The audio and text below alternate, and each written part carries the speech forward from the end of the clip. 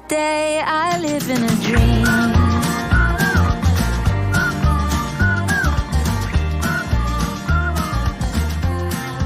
I live in a dream.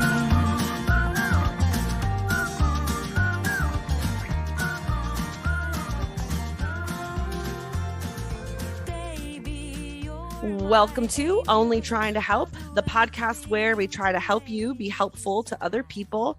My name is Kate Watson, and I'm here with my good friend Sean. I'm actually going to let Sean introduce himself. Would you like to say hello, my friend? Sure.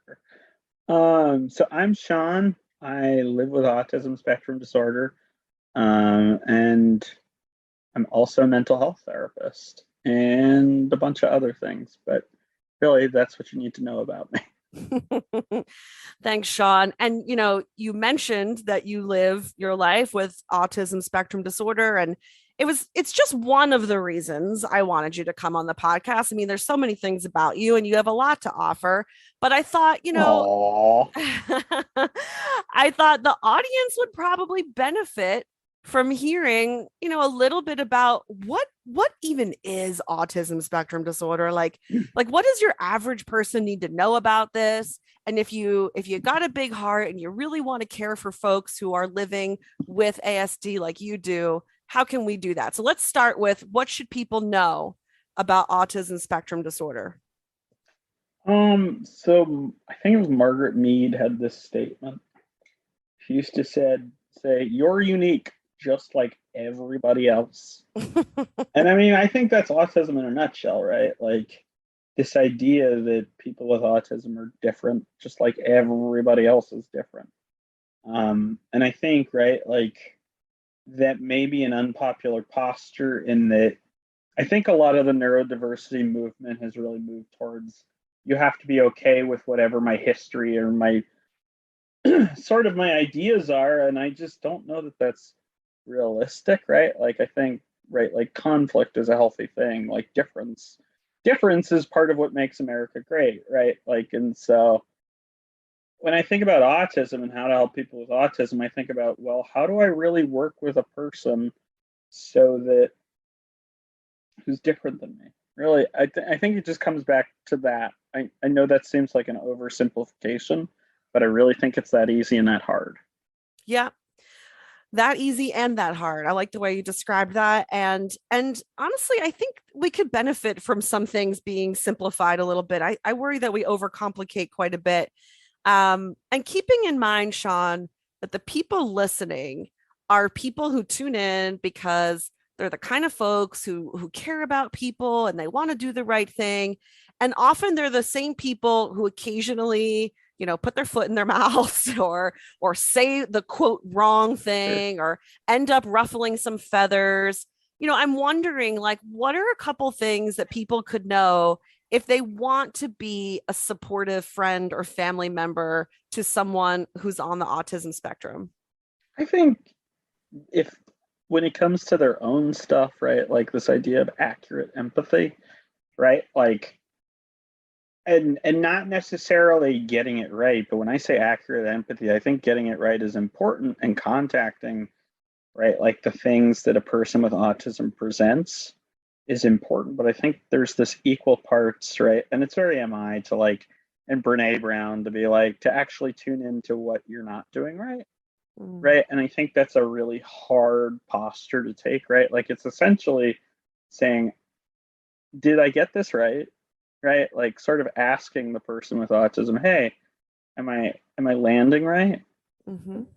Because I don't know that we always do. And I think it's okay to land wrong, because I think the one thing I've noticed about people with autism, at least the ones I work with, is they'll tell me when I'm wrong, right? Like they'll tell me, hey, that's not right, right? Because they're usually pretty repetitive in their interests and they tend to see things pretty black and white. And so I think it's okay to stick your foot in your mouth if you're willing to take it out.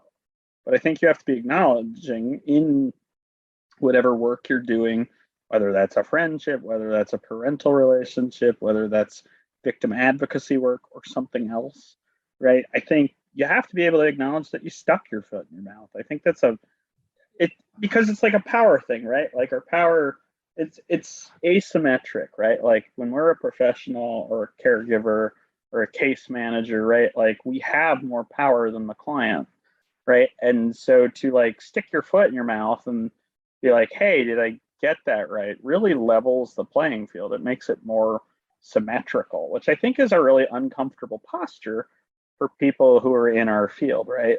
It's really meant to be a podcast that leaves out a lot of jargon and terminology and just speaks to folks who want to be helpful, good souls in the world. Sure.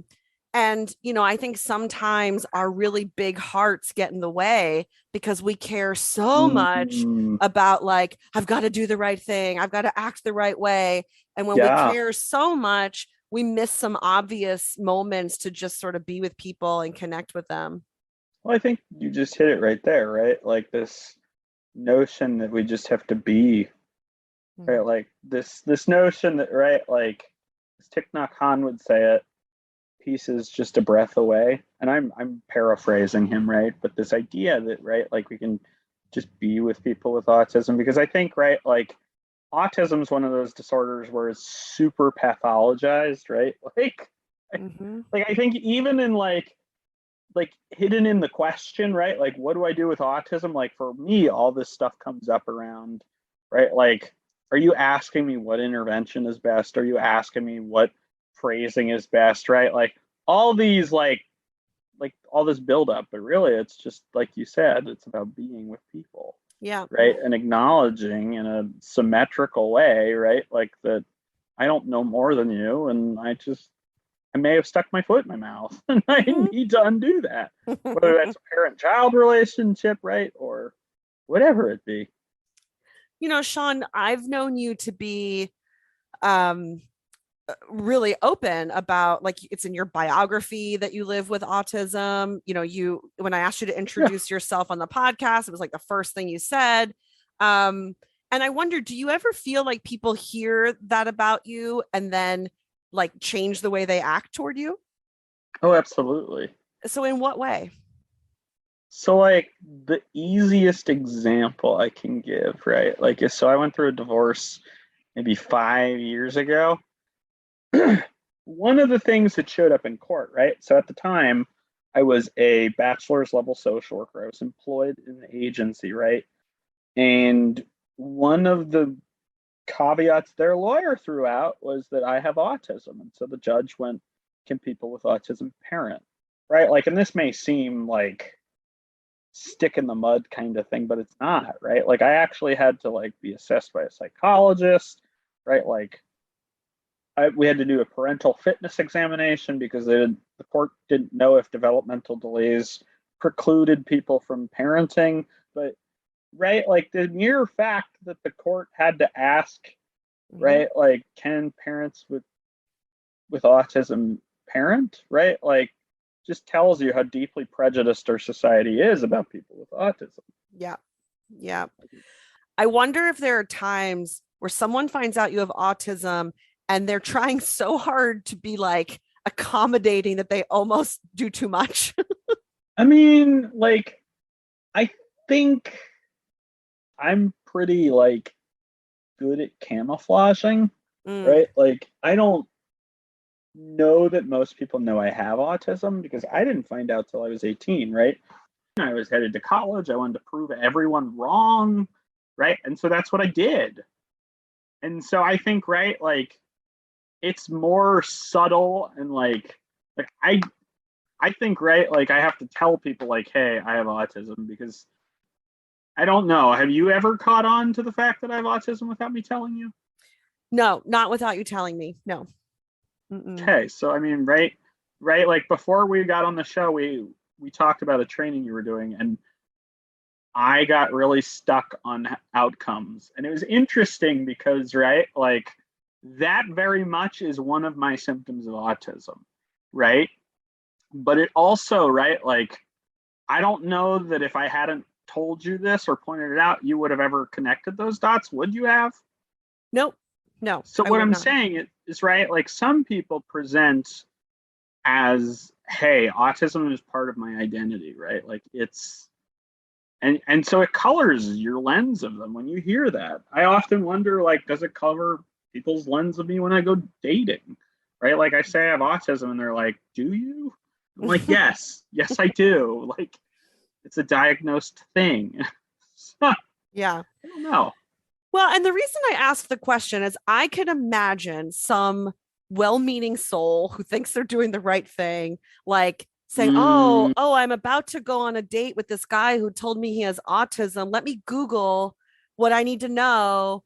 And, up comes this list of signs and symptoms. And I could imagine this person really thinking, I'm doing the right thing, I'm doing my homework. And then they go on this date with you and they're like, tiptoeing around and maybe not making eye contact because they read on some list that you might not like eye contact. I can imagine someone thinking, I'm so right. good. I was so careful. And you might be on this date like, why is this person being weird? Well, right. I mean, it kind of comes up that way, right? Like, I Yeah. think the weirdest thing was I've experienced a lot of career success, right? Just because I have autism, right? Like, and it makes no sense to me, right? Like, I spoke at UC Mind Davis Institute last year. Um, so the UJH Autism Symposium, the PESI Autism Symposium, UW Eau Claire, and PESI again, right? Like that's five, and the Dan Marino Foundation, right? Like all because I have autism, not because like I did anything other than like get some training in MI teaching, right? Like that maybe like ate up two of those Mhm. things, but like it's ridiculous, right? Like I'm just one person with autism. I don't think that really makes me that special. Well, I'm going to take a guess here and I'm interested in your thoughts, but do you think maybe what does make you special is that you're so open talking about it? Probably.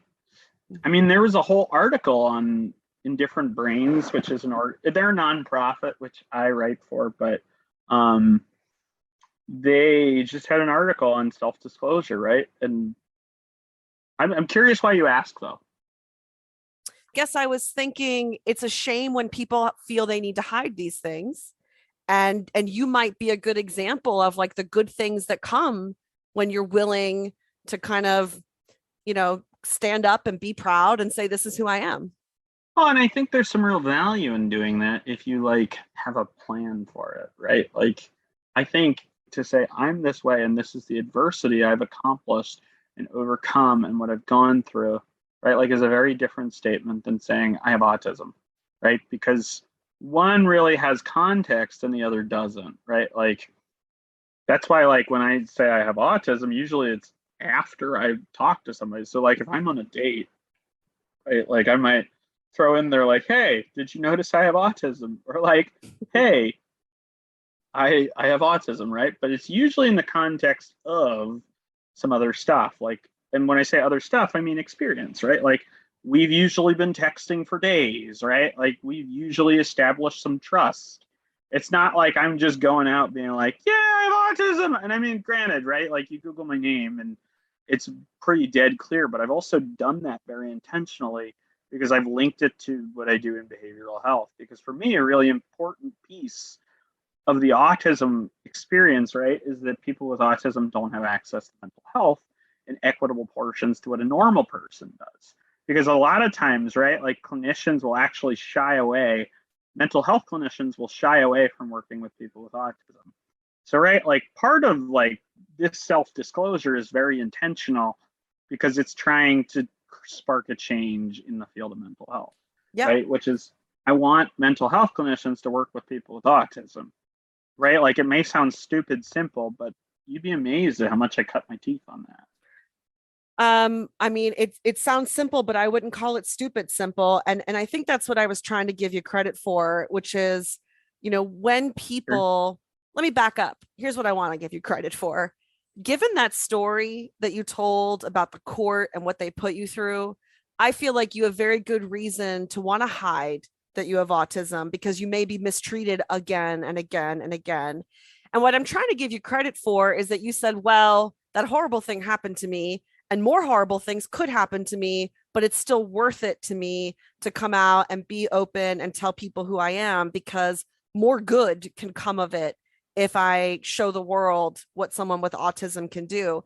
And you know what? I have to tell you, I'm sadly, gosh, I wish this wasn't true, but I'm not that surprised that clinicians don't really want to work with someone with autism.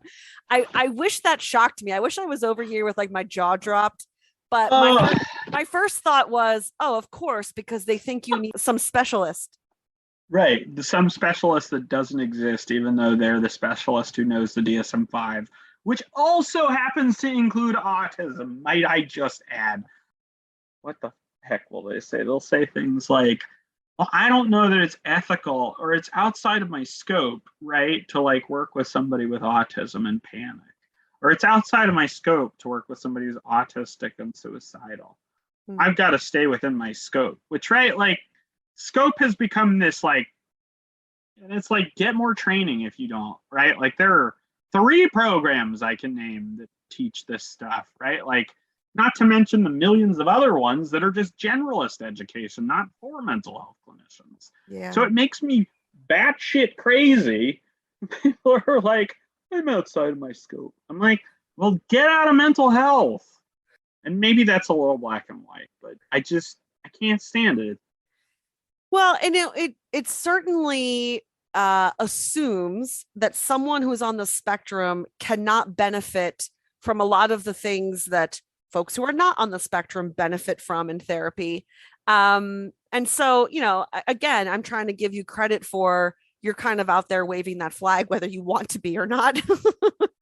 Well, at this point, that ship has long since sailed. Yeah. Yeah.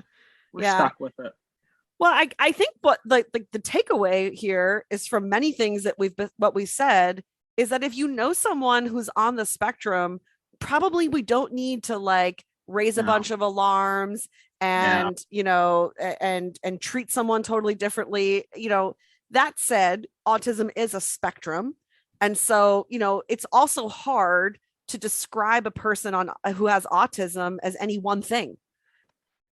I think people, like you're saying, who mean well, right? Like stick their foot in their mouth, right? Because they're trying to tiptoe around rather than just like asking, right? Like, I think it's really simple. Like, it's really just about being kind, right? Like, if like something I'm saying, right? Like earlier, I made you visibly angry and it was like, oh shit, I'm up to something that's not working for Kate, right? Like, and I just apologized because, like, I pissed or frustrated you, and you had every right to be frustrated with me because I was completely missing your point. I was not accurate, right? I did not have accurate empathy, but it's that simple, right? Like, and it's that complex, right? It's really about like tuning in to just kind of what is this person's experience, right? So if like something I'm doing is pissing that other person off, should I really keep doing it? Yeah, probably not. Probably not, right? Keep doing it and expect a different result. That's the definition of insanity. Right. Yeah. But it's really not hard, but for some reason it's incredibly hard. Yeah. Like, people think they need some crazy outcome-based thing, right? But really, it's just about, just being human and being kind. Yeah. And if you don't know how to be human and kind in the moment, asking is okay. Yeah. How can I be kind to you right now is like a fair question. A great question. I just made that one up. I like that one. You should do that in your training. Okay. I'm going to thank you now, Sean, for sharing all of this. Listen, sometimes people go to the Only Trying to Help website where they might want more information. Is it okay if people they can either reach out to you directly, or if you don't want to field the millions of people who are going to listen and want to ask you questions, they can always email me and I could forward them to you. But what's your preference? Now that you say that, there's a contact form on my website for SeanEndervitsen.com. It kicks emails to my email. I'd probably be more comfortable with that because I don't really like to give out my email because of what I do for a living. Cool. Okay. So if I put your website on my website, people will go to the contact form and they can reach you through that. Yeah. Call it good. Yeah. lots of ways to reach you, but I appreciate it. And I mean, I do think that you may get a few questions from folks who are going to, Okay. I assume, write to you and say, oh, my nephew is on the autism spectrum and he always seems uncomfortable at Christmas dinner. And what can we do to make him feel more comfortable? And listen, have some fun with those. I'm going to. My answer is going to be, have you asked him pretty much every time? Ask him what would make him more comfortable. Yeah. And if you are still not sure, how about you treat him like your other nephews? Mm-hmm. Mm-hmm. That nails it. Okay. Well, see, I'll just field all your questions. I got this. You got this. Just treat people like humans. All right. Thanks, Sean.